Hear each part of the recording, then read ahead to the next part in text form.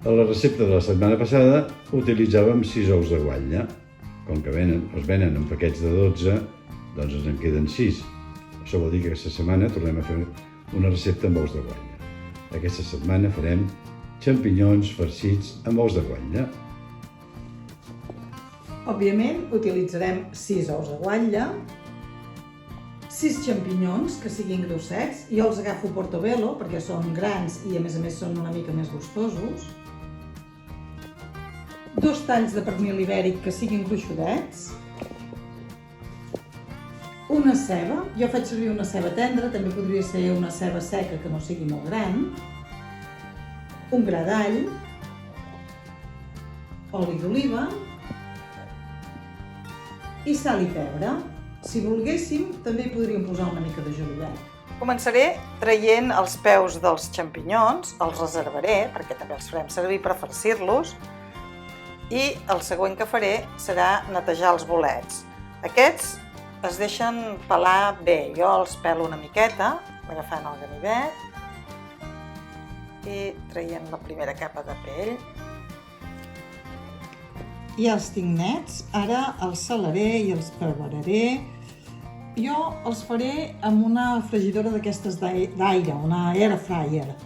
Si no en tenim, cap problema, ho podem fer al forn tranquil·lament. Hi he tirat sal i tiraré una mica d'oli amb spray. També, si no tenim un spray, podem fer-ho amb el setrill tranquil·lament. I també hi poso una miqueta de pebre. I ara això ho posaré en la fregidora d'aire o en el forn durant 6 minuts a 170 graus. He trinxat les potes dels xampinyons i la ceba i l'all també, i ara ho deixaré sofregir amb una paella amb oli calent. Mentrestant, els xampinyons es van fent a dintre la fregidora d'aire o en el forn. Mentre es va fent, aprofito per tirar-hi una mica de sal i una mica de pebre. I ho seguim deixant que es sofregeixi. No cal que estigui molt fet, perquè després ho acabarem en el forn o en la fregidora d'aire, però sí que estiguin ja ben punxadets. I ara que ja tenim la ceba i les cues dels bolets fetes, ara omplirem els xampinyons i els tornarem a posar 6 minuts més a 170 graus.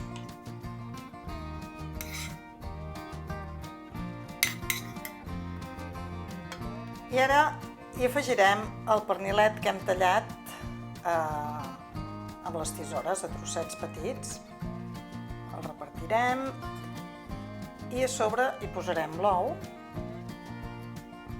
i tornarem a posar-ho uns minutets al forn. I ara passem als xampinyons.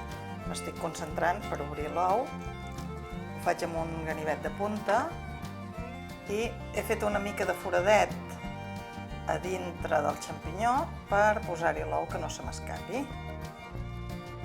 Ara ja els tenim posats, els posarem 4 minuts més al forn o a la fregidora d'aire, també a 170 graus.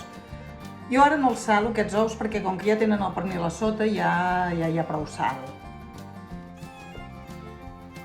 I aquí tenim els nostres xampinyons farcits amb un ou de guatlla.